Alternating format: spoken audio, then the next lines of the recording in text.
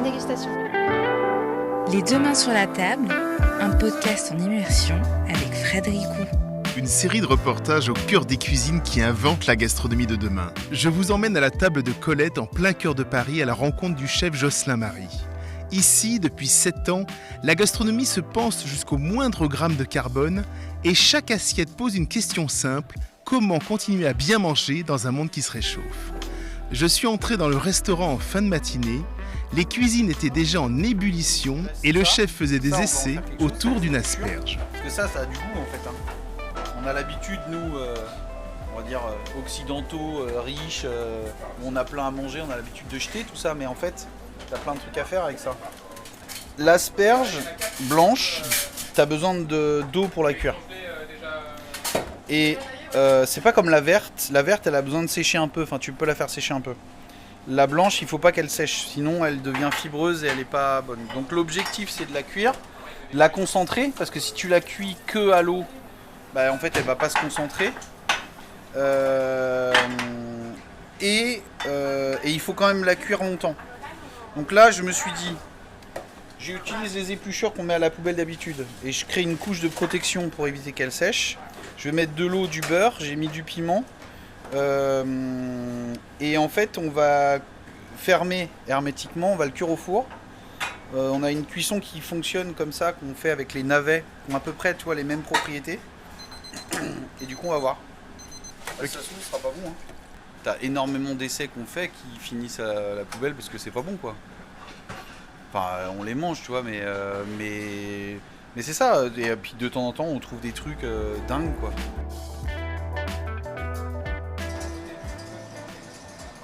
Quand on entre à la table de Colette, quand on entre dans le restaurant, qu'est-ce qui le différencie d'un autre restaurant, Jocelyn ? Bah, l'objectif, c'est que ça se voit pas. Par exemple, il faut que ce soit... il faut que tu t'en rendes pas compte. En tout cas, moi, c'était vraiment mon souhait de dire d'avoir une écologie qui n'est pas politisée.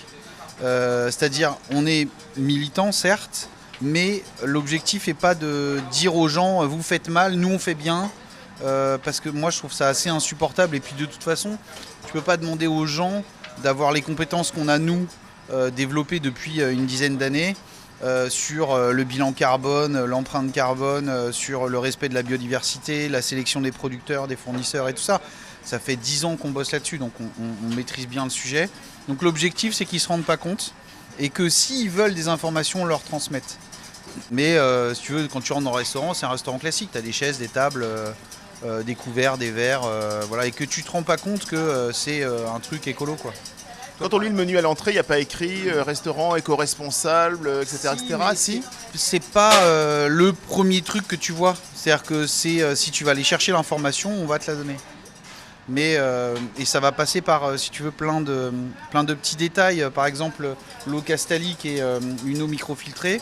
On n'a que cette eau-là à disposition. On ne va pas proposer des bouteilles parce que l'empreinte carbone est beaucoup plus importante.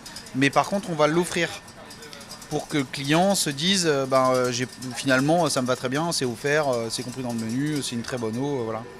Et puis il y a plein de détails, par exemple tu vois les tables et les chaises sur la terrasse, c'est de la récup, ça se voit pas, mais quand tu regardes les détails, tu vois les pieds de table ils sont pas les mêmes.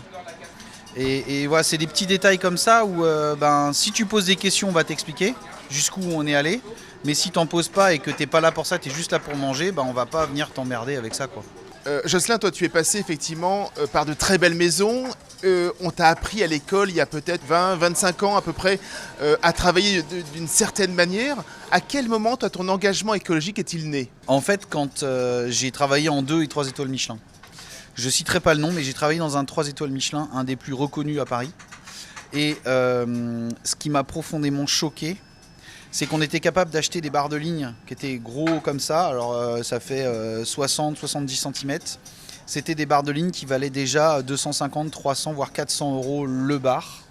Et que dans ces barres de ligne, on prenait les filets et on prenait que le cœur de filet. Et que le reste, on faisait des sauces avec. Moi, j'ai fait des sauces avec des pavés de bar de 200, 300, 400 grammes. On achetait des homards. Et les homards, dès qu'ils n'étaient pas parfaits, on les mettait dans les sauces. Et je pense que le départ de ça, c'est de me dire, c'est pas possible de commander des produits aussi beaux où les producteurs ont passé autant de temps à aller les chercher et finalement à en faire que des sauces, quoi. Et je pense que ça a commencé par un espèce de dégoût un peu de dire en fait c'est pas parce que tu es capable de mettre 400 ou 500 euros dans un menu qu'il faut forcément que tu aies le cœur du bar, parce que finalement le bar il est bon dans son entièreté, quoi. Et donc je trouvais que, j'ai commencé à me dire mais pourquoi finalement on a besoin de gâcher autant pour faire un plat qui est bon, et est-ce qu'on peut pas commencer à faire un plat bon. Voilà. Et puis après j'ai eu des expériences dans les brasseries qui m'ont aussi ouvert l'esprit, c'est-à-dire de me dire dans une brasserie t'as un coût qui est important, tu peux pas proposer aux clients un plat à 50, 60, 70 euros le plat parce que tu es dans une brasserie. Donc comment tu fais pour réduire les coûts? Et puis tu te rends compte que tu peux faire à coût bas une bonne cuisine et que ce soit très bon à manger. Et voilà, et je pense que le départ de ça, c'était à peu près dans les années, c'était avant de me marier, je pense, en me disant, voilà, qu'est-ce qu'on va laisser à nos enfants. C'est Saint-Exupéry qui dit que on n'hérite pas de la terre de nos parents, mais qu'on l'emprunte à nos enfants. Et je pense que c'est un peu chez nous une valeur de se dire comment on fait pour avoir le moins d'impact négatif possible sur la planète. Est-ce que quand tu as ouvert le restaurant, tu as dû entièrement repenser ce que tu avais vu et fait pendant plusieurs années? Aujourd'hui, quand on a ouvert le restaurant, on ne savait pas si on allait être rentable. C'est-à-dire que, je te prends un exemple tout bête, mais un restaurant, c'est en gros, en France, c'est un tiers. Tu as un tiers de masse salariale, un tiers de coûts matières et un tiers de charges autres, les remboursements des prêts, les loyers, les experts comptables, tout ça. Aujourd'hui, nous, on n'est pas du tout comme ça. On a 50%, c'est la masse salariale, et on a, on va dire, un quart sur le reste. Le coût matière est aux alentours de 20-25%. Et du coup, ça, il a fallu qu'on prenne le risque de se dire, au début, on s'est rendu compte que finalement, il y avait beaucoup de charges de personnel, parce que l'exemple typique, c'est quand tu as un restaurant, par exemple, de viande, un steakhouse, pour avoir géré un steakhouse, tu achètes des viandes qui sont prêtes à cuire. Tu achètes des entrecôtes qui sont quasiment déjà taillées, où il y a juste à donner un coup de couteau et il y a juste à snacker. Finalement, il y a beaucoup moins de travail pour le restaurateur de proposer de la viande et même du poisson, parce que tu peux acheter du poisson déjà fileté, déjà désarrêté, que sur le légume. Ce matin, il a fallu que j'arrive, que l'asperge, je la nettoie, que je l'épluche, que je la taille, et après qu'on commence la cuisson. Donc il faut repartir à la base. Tu peux pas avoir un restaurant végétal qui fait pas fait maison. C'est impossible. Donc la masse salariale est beaucoup plus importante. Donc il faut revoir ton équilibre financier, et ça coûte pas moins cher de faire du végétal. C'est ça il faut que les gens comprennent.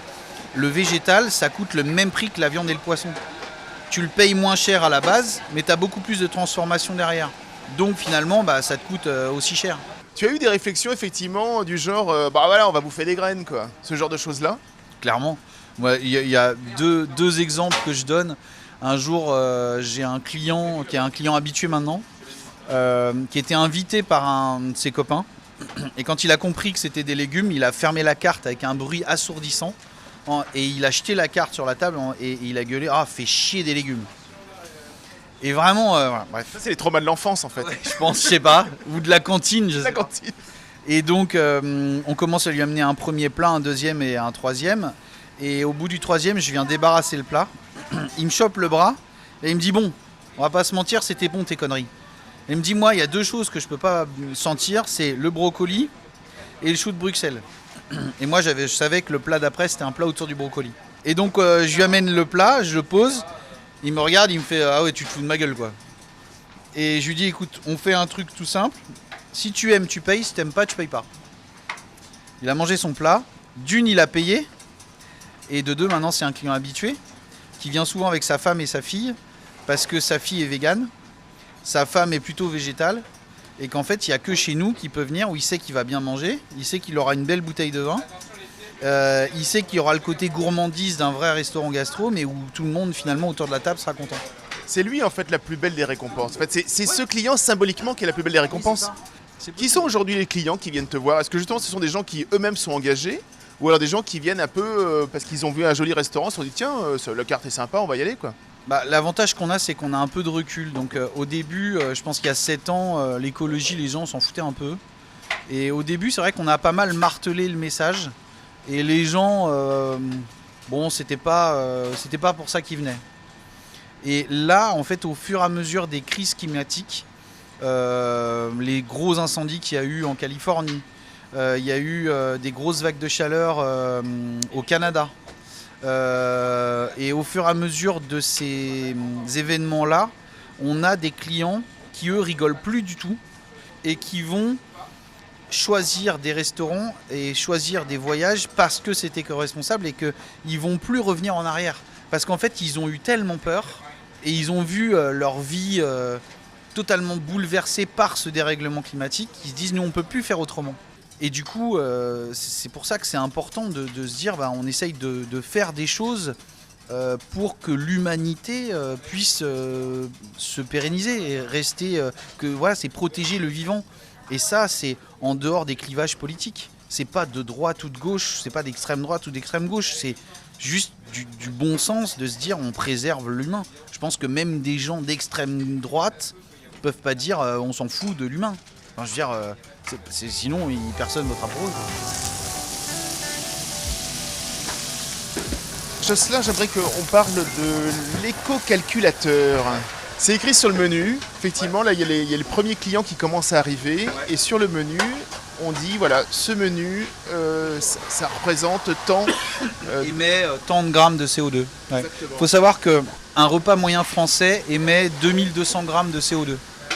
C'est-à-dire que ça comprend la soupe du lundi soir et ça comprend le repas gastronomique du dimanche midi. Il faut savoir que, juste pour essayer de comprendre, 1 kg de bœuf, c'est 33 kg de CO2 dépensés.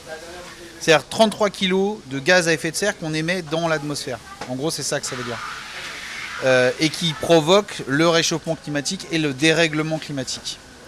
1 kg de carottes, c'est entre 200 et 300 grammes de CO2 dépensés. Donc 300 grammes, 33 kg. La différence entre les deux, elle est colossale. Et elle est colossale pourquoi ? Parce que la viande est une grosse émettrice de gaz à effet de serre. C'est à peu près 80% des émissions de gaz à effet de serre de l'alimentation. Et il suffit juste, entre guillemets, de végétaliser l'assiette pour faire baisser les émissions de gaz à effet de serre. Et nous, c'est ce qu'on fait à la table de Colette. C'est-à-dire que la viande, on va la mettre vraiment au moment important. Par exemple, comme tout à l'heure, tu as pris le son, c'est une brunoise de butternut qui est colorée avec un petit peu de lard qui lui donne son côté gourmand, le côté gras. Mais finalement, on a à peine 10% de lard pour 90% de butternut. Donc la viande, à ce moment-là, elle est importante, elle est sympa, mais il faut la garder à ces moments-là. On n'a pas besoin d'en mettre partout. Et les clients, ça les surprend quand on parle d'émissions à gaz à effet de serre directement sur le menu ? Ouais, de temps en temps, on a des questions en disant mais on ne comprend pas pourquoi, par exemple, le menu 3 temps émet plus de CO2 que le menu 5 temps ou 7 temps. Et en fait, la raison, c'est que sur le menu 3 temps, on met une portion de viande et de poisson qui est un peu plus grosse. Et du coup, vu que c'est ça qui émet le CO2, voilà. Il faut savoir qu'on a calculé les émissions de gaz à effet de serre d'un restaurant haut de gamme, type 3 étoiles Michelin. Pour une personne, c'est à peu près 15 kg de CO2 dépensés. Quand chez nous, ils dépensent 1500, voire un peu moins de CO2 dépensés. On a calculé, je crois que c'était en 2021 ou 2022, les émissions de gaz à effet de serre de la table de Colette sur un an. On a émis 54 tonnes de CO2. Quand un restaurant classique de la même catégorie que nous émet entre 200 et 800 tonnes, et quand un steakhouse émet 1500 tonnes de CO2. Donc on a d'un côté un steakhouse 1500 tonnes de CO2 et d'un autre côté chez nous 54 tonnes. La différence elle est gigantesque. Et ça c'est juste parce que nous on touche à l'assiette. Et finalement toucher à l'assiette c'est faisable. Végétaliser c'est faisable. Est-ce que ça bride une créativité ou est-ce que ça la décuple justement d'avoir effectivement un petit peu comme une sorte d'exercice de style ? Je ne dois pas dépasser, mon assiette ne doit pas dépasser. Moi personnellement ça la décuple. C'est-à-dire que aujourd'hui avec un légume, quand on prend l'exemple de ce matin, on a reçu les asperges blanches. Là j'en suis déjà à une quinzaine d'essais. Et c'est pas fini, je vais en faire jusqu'à une cinquantaine. Et du coup, en fait, on se rend compte qu'avec le monde végétal, on peut faire beaucoup plus de recettes qu'avec le monde animal. Alors moi, c'est ma vision. Pourquoi ? Parce que ça fait 300 ans que la cuisine qui est codifiée est une cuisine de viande et de poisson. On a déjà vu beaucoup de choses, on a déjà trouvé beaucoup de choses, mais finalement, le végétal, on n'a pas encore créé autant de recettes qu'a été créé depuis 300 ans avec la viande et le poisson. Je donne un exemple tout bête, le livre d'Auguste Escoffier, l'Escoffier, qui est un peu la bible du cuisinier, fait à peu près 900 pages. Sur ces 900 pages, il y a 54 pages qui sont dédiées uniquement au monde végétal. Donc il y a plus de 800 pages qui sont dédiées à la viande et au poisson. Ça donne quand même le milieu dans lequel on évolue. Et pourquoi ? Parce qu'il y a 300 ans, la cuisine qui donnait envie, c'était une cuisine de chasse. Et les seuls qui avaient le droit de chasser, c'était les nobles. Et du coup, ça a donné envie. On veut toujours, nous, en tant qu'humains, monter en grade, évoluer, grandir. Et finalement, c'est un peu ce qui fait la définition de notre espèce. C'est d'en vouloir toujours plus. Et du coup, l'humain, on lui a donné comme exemple il y a 300 ans, tu auras monté en grade ou en niveau en mangeant de la viande et du poisson. Et du coup, la cuisine qui est codifiée, c'est ça. Et aujourd'hui, on se rend compte que finalement, dans les catégories de population avec les plus évoluées, finalement, ces gens-là commencent à manger de plus en plus végétal. Et c'est dans les classes de population les moins érudits qu'on mange encore plus de viande et de poisson. Donc on est en train d'inverser cette tendance qui a plus de 1500 ans. C'est étonnant parce qu'effectivement, aujourd'hui, on n'imagine pas... Enfin, quand on se dit, tiens, je vais dans un restaurant gastronomique, avec uniquement des légumes, ou du moins très peu de... On ne le conçoit pas. On se dit, ouais, mais enfin, déjà, je vais avoir faim. Et puis en plus, moi, je vais pour bien manger, quand même. C'est quand même dommage. Il y a aussi toute une façon de penser et que le client doit aussi se remettre peut-être un peu en question, de se dire, bah oui, on peut finalement très bien manger dans un restaurant gastronomique et avec une grosse tendance végétale. C'est compliqué, ça, justement, à faire comprendre aux gens. Alors là, tu touches à un phénomène qui s'appelle la satiété. La satiété, elle a été étudiée au niveau scientifique et on s'est rendu compte que 50% de l'effet de satiété, c'est d'avoir assez mangé. 50% c'est psychologique.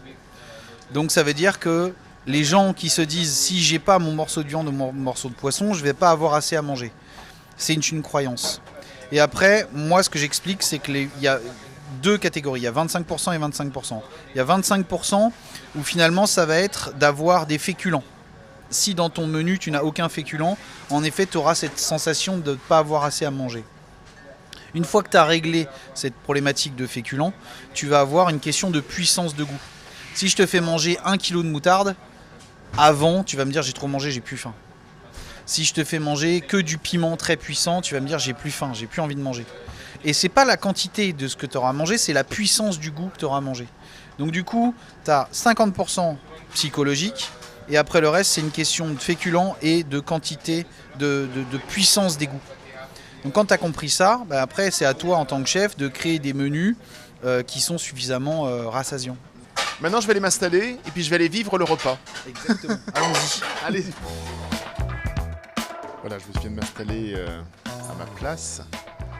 Et donc, le déjeuner va démarrer. Il y a des fantastiques odeurs qui circulent. Donc, effectivement, on est vraiment dans une cuisine gourmande. Parce que là, vous l'avez pu l'entendre, je suis allé faire un tour en cuisine. Vous entendez régulièrement les bruits en cuisine. Et il y a beaucoup de gourmandise qui se dégage de tout ça. Ah, voilà, la carte arrive. Bonjour. Alors, est-ce que je vous explique un petit peu le concept du restaurant ? Dites-moi, même si effectivement j'en parle avec le chef depuis ce matin. Exactement. Souvent, ce qu'on dit aux clients quand ils arrivent, c'est qu'on a un restaurant qui va être centré sur les légumes. Donc, on fait encore un petit peu de viande et de poisson, mais on va être vraiment plus sur un accompagnement qui va venir sublimer les légumes que l'inverse. Et donc, on fait des menus dégustation à l'aveugle. Donc, vous aurez le choix entre un menu 3 temps, c'est plutôt le menu du midi. Et si vous voulez aller un peu plus loin, vous aurez un menu en 5 temps et un menu en 7 temps. Et tous les menus sont également disponibles en végétarien ou vegan et on s'adapte à toutes les allergies. Voilà. Et sur la première page, vous aurez un petit peu plus les valeurs du chef et les explications un peu plus avancées du restaurant. Avec les engagements, hein, c'est ça, c'est écrit sur la première page, quoi. À tout de suite. Alors effectivement, là c'est super intéressant parce que voilà, quand on ouvre le menu, on voit la table de Colette, légumiste et davantage jusqu'à plus fin. C'est une petite citation qui est entre guillemets. Et donc il y a les différents engagements du restaurant. Avec par exemple, là il y a 7 engagements, sélection rigoureuse de nos produits, réduction de l'empreinte carbone, produits locaux et bruts, énergie renouvelable, lutte contre le gaspillage alimentaire, gestion des déchets et réservation des ressources marines. Ça, on en parlera au café avec Elisabeth Vallée, qui est la responsable de l'ONG Éthique Océan. Je vous présente donc une petite mise en bouche pour commencer ce repas. En premier, vous aurez tout autour de la carotte avec une touche de citron. Ensuite, vous aurez tout autour de la betterave avec une crème au réfort. Et enfin, on finira par le radis qui ramènera un peu plus de fraîcheur et qui viendra rincer la bouche pour la suite du repas. Et pour vous accompagner, vous aurez du pain qui a été fait maison et du beurre. Vous en aurez un classique demi-sel et l'autre est au sarrasin. Voilà, bienvenue à vous. Et la première étape, elle est servie par Jocelyn. Exactement. Courge butternut, lard, sauge, et je vous verse une soupe de butternut légèrement fumée et truffée. C'est vraiment délicieux cette courge en fait. Elle est cuite sans être trop cuite, donc ça veut dire qu'elle est encore légèrement croquante. Il y a quelques brisures de truffes qui sont délicieuses. Et effectivement, on a un petit peu ce gras apporté par le lard dont on parlait avec Jocelyn tout à l'heure, qui apporte un peu de fumée. C'est vraiment un excellent plat et il y a 95% de légumes dedans. C'est vraiment délicieux.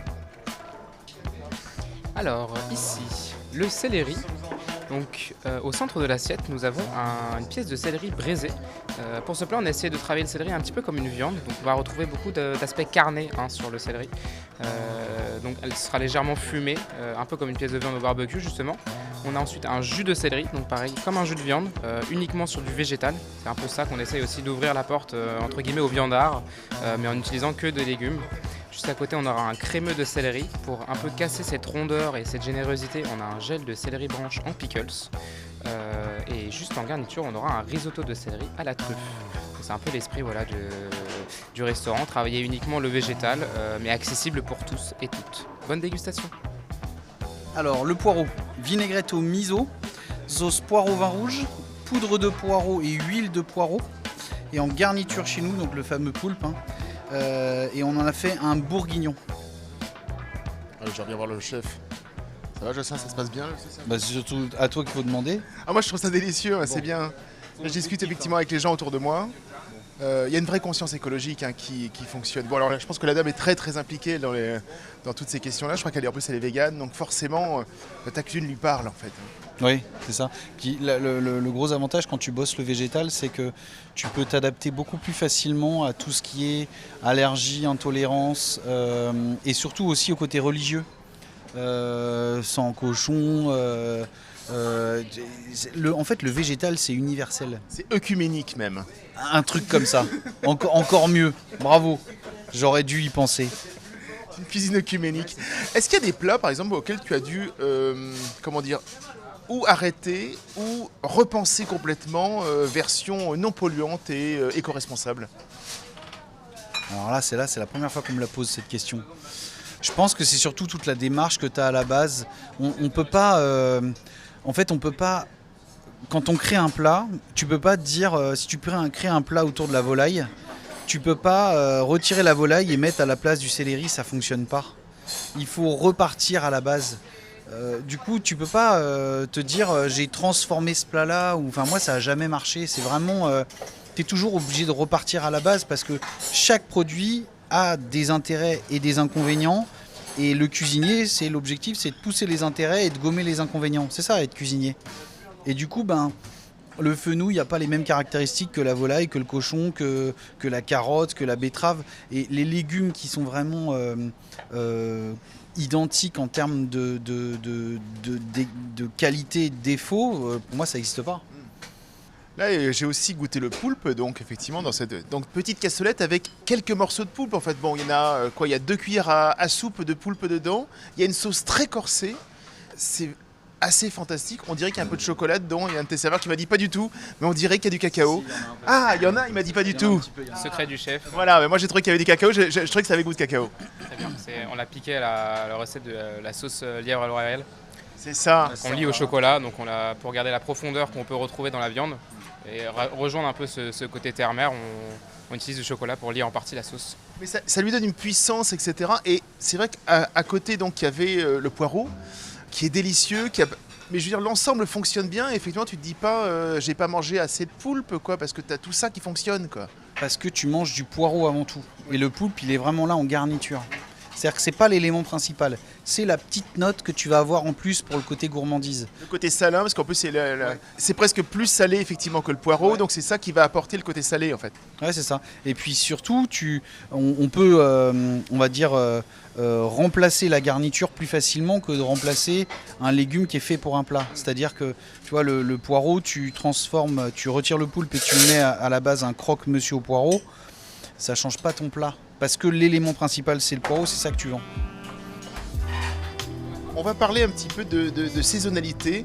Quand tu construis un menu, est-ce que tu pars du produit ou de l'idée du plat pour après peut-être enlever effectivement tout le côté carbone, etc. etc. Enfin, de quoi tu pars? Quelle est ton idée première?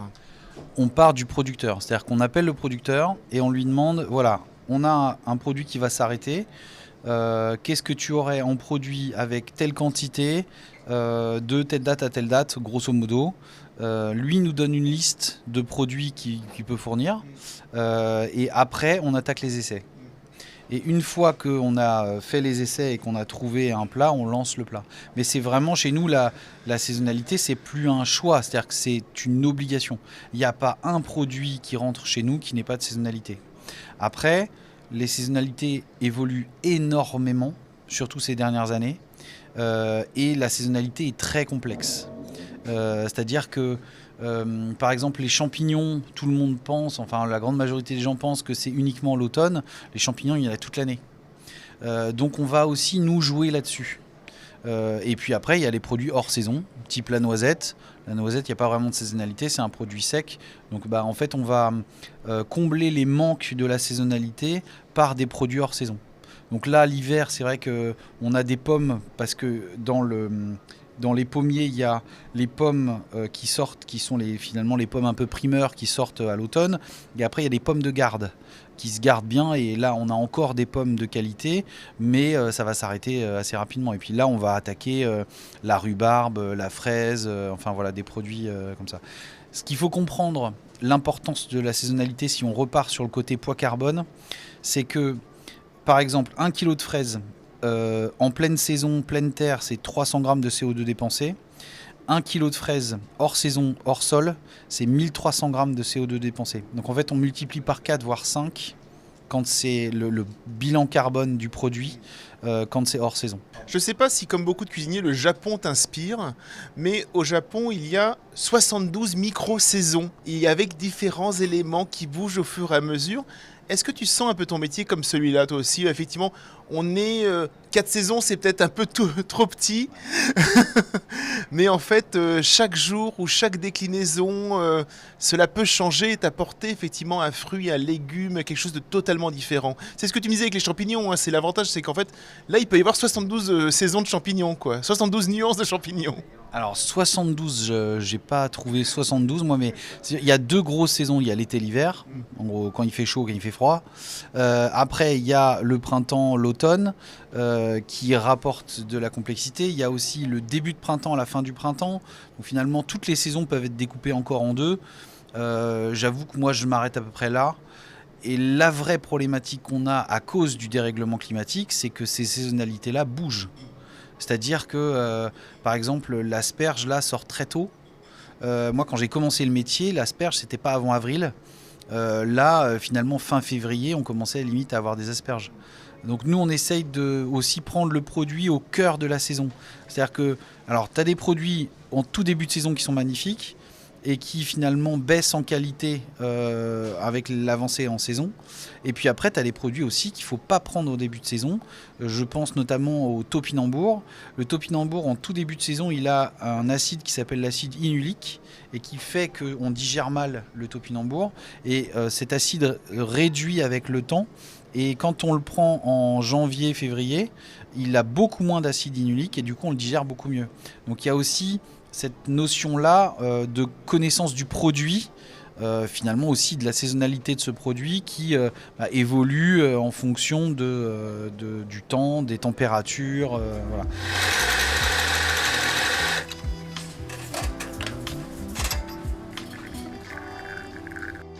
Pour ce café, j'ai une invitée de choix, Elisabeth Vallée. Vous êtes la directrice d'Éthique Océan, l'organisation qui accompagne depuis plus de 10 ans toute la filière pêche vers des pratiques durables. On va parler gastronomie responsable, océan, engagement concret. Déjà, merci de nous avoir rejoints pour ce café. Vous avez déjà mangé chez Josselin, j'imagine ? Oui, à plusieurs reprises, j'ai eu cette chance, en effet. Comment ça se passe régulièrement et concrètement avec les restaurateurs, Elisabeth, et Éthique Océan ? Nous sommes à la disposition des restaurateurs qui souhaitent proposer à leur clientèle des produits de la mer qui ne sont pas en danger et qui souhaitent donc s'approvisionner en espèces qu'on appelle durables, que ce soit des produits issus de la pêche ou des produits issus des élevages.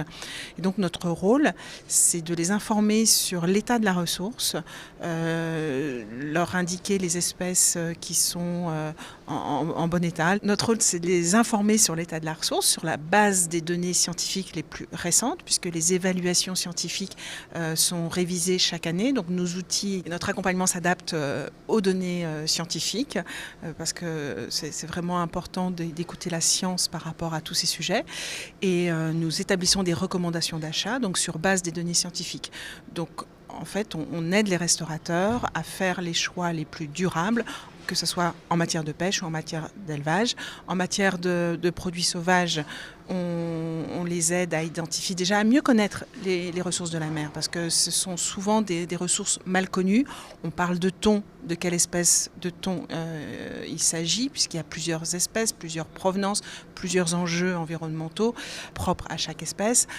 Tout comme souvent au restaurant, on voit dorade au menu. On ne sait pas si c'est de la dorade royale, de la dorade rose, de la dorade grise. Il y en a qui sont exclusivement sauvages, comme la dorade grise et la dorade rose. La dorade royale peut être à la fois de pêche et d'élevage. Et là, il y a tout un questionnement spécifique si on parle de pêche ou si on parle d'élevage. Josselin, comment est-ce que tu as abordé cette association qui s'appelle Éthique Océan ?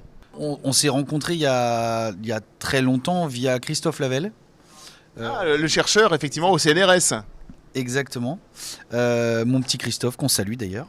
Et il m'a présenté Éthique Océan. Et moi, ce que j'ai trouvé top dans la démarche, c'est qu'ils éditent un guide qui va expliquer avec des données scientifiques, avec des choses concrètes et pas du greenwashing. Et finalement, ils ont simplifié la démarche pour le restaurateur pour que les données soient accessibles et compréhensibles.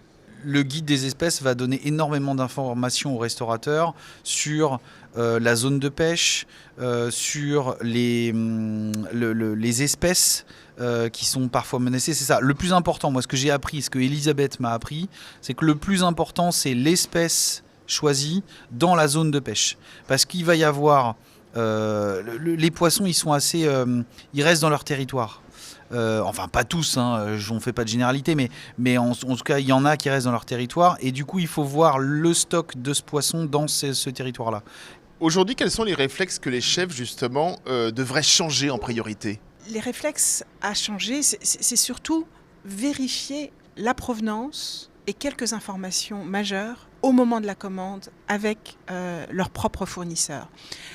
La réglementation, si on parle que des produits sauvages, qui sont malheureusement en raréfaction, la réglementation oblige les fournisseurs à indiquer sur les étiquettes, les factures, le nom scientifique de l'espèce pour préciser de quelle espèce on parle, quelle espèce est livrée. La provenance précise doit être indiquée également et la technique de pêche. Donc avec ces informations, le chef, le restaurateur est en mesure de vérifier avec nos outils, comme le guide des espèces que Josselin mentionnait, si la ressource est durable ou pas, si la ressource est en bon état ou pas. Le problème, c'est qu'au moment des commandes, Josselin n'aura pas forcément cette information auprès du fournisseur s'il ne la demande pas spécifiquement. Le fournisseur la donne a posteriori. Et ce que l'on demande depuis des années aux fournisseurs, c'est de présenter ces informations en amont des commandes et que les équipes des fournisseurs qui sont en charge de répondre aux commandes des restaurateurs puissent répondre à cette attente. Et le problème, c'est que pour le moment, ça n'existe toujours pas. C'est-à-dire que Josselin doit se battre auprès de son fournisseur, auprès de ses fournisseurs, s'il veut une espèce précise, une provenance précise, et parfois la livraison ne correspond pas toujours à ce qu'il a demandé.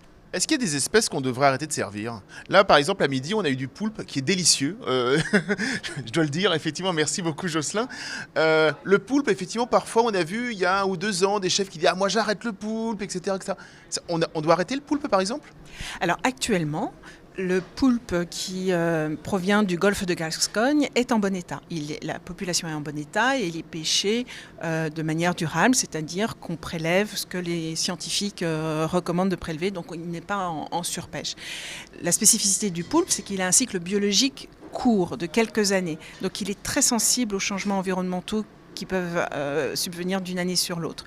Donc les projections sont compliquées. Et il faut rester prudent. En dehors du golfe de Gascogne, les autres populations de poulpes ne sont pas suivies scientifiquement. Donc il faut y aller modérément quand on est sur des populations qui ne sont pas suivies scientifiquement. Par rapport à votre travail en général avec Éthique Océan, qu'est-ce qui est le plus difficile à convaincre ? Est-ce que c'est les chefs ou est-ce que c'est les clients ? Parce que les clients se disent, bah voilà, moi je veux manger du saumon aujourd'hui, quoi. C'est fini, quoi. Nous, la spécificité d'Éthique Océan, c'est de travailler avec l'ensemble des acteurs de la filière, à la fois les producteurs, pêcheurs et aquaculteurs et tous les maillons de la distribution. En fait, comme on travaille plus spécifiquement avec les chefs, cuisiniers, je dirais que tout dépend du chef. Si le chef est convaincu, il convaincra ses clients. Si le chef n'est pas convaincu par ces enjeux, souvent, on nous dit que ça ne peut pas fonctionner parce que le client ne veut pas. Il est certain que les consommateurs ont certaines habitudes qu'il est difficile de changer. Actuellement, les 2 espèces les plus consommées en France, c'est le cabillaud et le saumon d'élevage. Cabillaud surpêché, saumon d'élevage produit dans des conditions extrêmement intensives avec des enjeux environnementaux très, très importants. Certains chefs, c'est le cas de Josselin, c'est le cas d'autres restaurateurs qui disent « Moi, j'ai enlevé le saumon, j'ai enlevé le cabillaud de mon menu, je propose d'autres espèces, j'essaye de diversifier les espèces proposées et ça fonctionne très bien parce que ma clientèle me fait confiance et mon équipe arrive à convaincre les clients qu'il faut diversifier leur consommation. » Voilà, Elisabeth Vallée vient de partir. Josselin, merci déjà effectivement de cet accueil. Moi j'ai appris beaucoup de choses. On va continuer un petit peu à parler de l'avenir surtout. Qu'est-ce que c'est qui a été le plus difficile à changer ? On a parlé un petit peu ce matin, quand on veut réduire son impact. Par exemple, un chef qui vient te demander conseil, tu lui dis quoi en premier ? En disant voilà, moi je sors de l'école, j'ai appris ça. Aujourd'hui, qu'est-ce que je fais ? J'aimerais effectivement faire ce qu'on ne nous apprend pas à l'école, c'est-à-dire réduire notre impact. La première chose, c'est d'aller voir les producteurs, de leur parler, de comprendre les produits, de comprendre comment ils élèvent leurs produits. Et après, c'est de se mettre en cuisine et de sortir de ce qu'on a essayé de nous inculquer. C'est-à-dire, finalement, quand un chef est assez technique, on peut prendre cette technicité pour le mettre sur le végétal. Faire un fond blanc de volaille, c'est la même chose que de faire un fond blanc de chou-fleur. C'est la même technique. Et finalement, c'est ça, c'est recréer ce qu'on a appris dans notre cuisine, cette gourmandise, les assaisonnements, les appoints de cuisson, parce que sur un légume, tu peux avoir des appoints de cuisson et remettre ça sur le côté végétal et puis surtout mettre de l'émotionnel.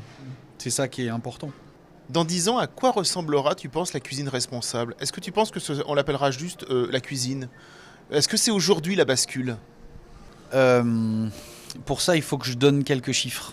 C'est la FAO qui a donné un chiffre de 20%. 20%, c'est la perte de production végétale mondiale à cause du dérèglement climatique. Ça va de toute façon augmenter. Et ça crée quoi ? La majorité des végétaux plantés servent à nourrir les bêtes. Elles ne servent pas à ce qu'on les mange nous en direct. Ça nourrit les bêtes et on se nourrit des bêtes. Donc je pense que sans le vouloir, le prix de la viande va de toute façon augmenter. puisque les céréales, en tout cas ce que mangent les bêtes, c'est de plus en plus difficile à produire. Il faut encore plus d'énergie type du pétrole pour les tracteurs et tout ça, alors que quand on est dans le monde végétal, il y a beaucoup moins de mécanisation. Il y a beaucoup plus la main de l'homme. Est-ce que dans 10 ans, puisqu'on parle d'une projection, est-ce que les robots vont nous permettre de produire plus de légumes ? Peut-être. Ce qui est sûr, c'est que le monde végétal va, à mon avis, se restreindre encore plus. Un exemple tout bête, quand on a eu les grosses inondations cet hiver, il ne faut pas s'amuser à planter derrière. Les sols sont gorgés d'eau et on peut avoir une saison foutue en l'air. En ce moment, et on pense très fort à eux, les viticulteurs, il y en a qui sont en train de tout perdre parce que ça gèle les bourgeons et que derrière, une fois que le bourgeon est gelé, il n'y a plus rien qui pousse. Ces problématiques-là, ce dérèglement du climat-là, les premiers impactés, c'est les végétaux. Et c'est les végétaux qui vont trinquer le plus. Donc, je pense que la cuisine qu'on fait là, à la table de Colette, dans 10 ans, en fait, ce ne sera plus un choix. C'est-à-dire que dans 10 ans, la côte de bœuf coûtera tellement cher que finalement, à part, on va dire, une côte de bœuf créée de manière peut-être synthétique ou un truc où on perd totalement le lien avec le terroir, avec une production un peu particulière, je pense que le monde végétal va prendre totalement sa place dans l'alimentation. Comment est-ce que toi tu transmets cela ? Déjà, tous les ans, on prend des apprentis. On prend des stagiaires. Je pense que dès qu'un stagiaire veut venir travailler à la table de Colette, on dit oui, pour essayer de transmettre tout ça. Et puis, on va transmettre en fonction de la personne et de ce qu'elle est capable d'accepter. Il y a des jeunes qui n'ont pas forcément envie d'en parler, ça les stresse trop. Dans ces cas-là, on leur en parle pas trop. Et puis, il y en a, ça les intéresse. Et surtout, ça les intéresse de trouver des solutions. Et du coup, c'est là où nous, on intervient et on dit, écoutez, regardez, il y a des solutions. Et non, tout n'est pas foutu. C'est ça qu'il faut leur dire, c'est non, tout n'est pas foutu. Il y a plein de belles choses qui vont arriver là. Donc il faut avoir l'espoir parce qu'on ne va pas se laisser abattre, quoi, hein. L'humanité, c'est jamais laisser abattre. Donc, Quand on est un chef de restaurant gastronomique, est-ce qu'on n'a pas peur parfois le soir en se couchant de se dire « j'ai l'impression que je m'adresse qu'à une seule partie des gens, c'est-à-dire les gens qui ont les moyens de venir me voir ». Et eux, souvent, sont déjà convaincus par la chose. Comment on peut faire pour effectivement toucher peut-être un public un peu plus grand ? On est un restaurant gastronomique. J'aimerais bien, moi, dans l'avenir, qu'on démocratise un peu plus. Donc, soit qu'on crée des bistrots avec tout le savoir-faire qu'on a à la table de Colette, soit finalement développer le livre qu'on a écrit aussi est aussi un peu là pour ça. J'allais finir là-dessus, effectivement, sur le livre, bien sûr. Qui est pour finalement toutes les solutions qu'on a trouvées nous, on essaye de les transmettre. Donc, que ce soit par créer des restaurants plus démocratiques, on va dire, alors même si plus, on va dire, avec financièrement un peu moins cher, soit trouver, faire de la communication auprès des industriels, enfin finalement transmettre ce savoir-là, c'est ça. Moi, ce qui m'importe, c'est de transmettre ce savoir-là et être à l'endroit où ça aura un impact important. Alors justement, il y a quelques mois, effectivement, tu as sorti un livre aux éditions Marabout qui s'appelle « Des légumes et du goût ». C'est un livre de recettes un peu comme une sorte de manifeste écologique presque. Il est à destination de qui ce livre ? Est-ce que c'est les convaincus ou même ceux qui aiment dire « jamais sans mon steak » ? Non, justement, ce livre, il est fait pour celui qui cuisine à la maison et qui veut cuisiner plus de légumes. Parce que cuisiner plus de légumes, c'est plus sain, ça fait moins grossir. Ça coûte un peu moins cher parce qu'à la maison on ne paye pas la main d'œuvre, hein. Et c'est important pour la santé, il faut en manger des légumes pour la santé. Et du coup c'est fait pour répondre à cette problématique. Le lundi soir j'ai pas le temps, qu'est-ce que je fais à manger ? Et finalement ça finit souvent par un truc pas forcément bien en termes environnementaux. Et nous on a voulu réfléchir aux solutions pour les gens qui cuisinent à la maison, et c'est exactement ce qu'on fait. Et là aussi, effectivement, c'est comme au restaurant, c'est-à-dire comme dans ton restaurant, comme dans la table de Colette. C'est, on va dire, 90-10, c'est 90% de légumes, 10% de viande. Il y a quelques recettes de la viande, un peu moins, mais je veux dire, c'est beaucoup de recettes autour des légumes, avec une petite touche carnée. Ouais, c'est ça. On a aussi notamment une blanquette, la blanquette de volaille, où finalement de remplacer du veau à la volaille. Le veau c'est on va dire 15 kg de CO2 au kilo de viande, la volaille c'est 4 kg. En remplaçant le veau par de la volaille, on réduit énormément le bilan carbone. Donc finalement c'est ça, c'est quelqu'un qui aime bien la blanquette et qui adore ça, faites-la à la volaille, ça pollue beaucoup moins. Et en plus c'est moins long à cuire, ça prend moins de temps à faire. Jocelyn, en 2024, le label Écotable t'a remis le prix du restaurant le plus engagé. C'est c'est l'aboutissement de ce travail. Ouais, clairement. Et puis surtout, on était le premier. Moi, j'étais super fier de ce prix parce que pendant des années, on a travaillé pour être l'un des restaurants les plus engagés. Et ouais, ça a été un peu une consécration, ouais, carrément. Et puis, Écotable, c'est pas... c'est carré de chez carré, Écotable. Hein. Quand ils disent que c'est un restaurant écolo, c'est pas... on doit fournir toutes les factures, c'est pas juste du déclaratif, quoi. Hein. Faut pas rigoler avec Écotable. Hein. C'est vraiment un truc sérieux, quoi. Donc... ouais, un truc très sérieux qui dit que tu es un restaurant, l'un des restaurants les plus engagés, on était fiers. Ouais. Merci beaucoup Jocelyn Marie. J'ai passé un moment extrêmement agréable avec toi, dans ton restaurant, effectivement, avec tes collègues, dans les cuisines. C'est une cuisine effectivement extrêmement goûteuse. Je n'étais jamais venu te voir. On se connaissait un petit peu, on s'était rencontrés 1 ou 2 fois, mais j'étais jamais venu goûter ta cuisine. C'est très très très intéressant et effectivement ça donne envie de manger des légumes, hein, c'est ça. Et ce que nous disions effectivement un peu plus tôt, c'est effectivement les gens qui ont des mauvais souvenirs peut-être à la maison, peut-être à la cantine, des légumes, etc. Oh, c'est pas rigolo les légumes. Ici en fait tu prouves qu'à la table de Colette ça peut être très sympa, très savoureux. C'est ça, le goût, c'est le plus important, c'est que les gens prennent du plaisir à table, c'est le plus important, c'est comme ça qu'on arrivera à les convaincre que manger des légumes c'est bien. Peut-être que tout commence là, dans une assiette, dans une idée simple mais essentielle. Pour changer nos habitudes, il ne suffit pas de convaincre, il faut donner envie. Vous venez d'écouter Les 2 mains sur la table, un podcast en immersion par Frédéric Roux. Si l'épisode vous a inspiré, n'hésitez pas à le partager, à le noter de 5 étoiles, c'est plus qu'au guide Michelin, et à en parler autour de vous.